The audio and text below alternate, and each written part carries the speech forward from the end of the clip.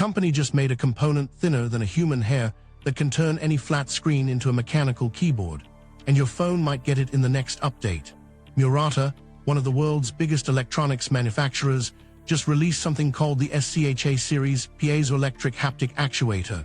It costs just $2.10 to make. Here's what makes it insane. It recreates the exact feeling of a mechanical keyboard button click. We're talking the three-stage sensation that mechanical keyboard enthusiasts pay $200 for. That's the pre-travel, the actuation point, and the over-travel, all three stages, in a component that's only 0.3 millimeters thick. This thing is so thin you can laminate it directly beneath any glass or plastic surface. That means every touchscreen, trackpad, and flat button on the market could feel like a premium mechanical keyboard. Your phone, your laptop touchpad, your tablet. All of it, and here's the kicker. Manufacturers could add this to devices with just a firmware update. No new hardware required, no redesign needed. Every flat surface you touch every day is about to get tactile feedback that actually feels real. This isn't some gimmick.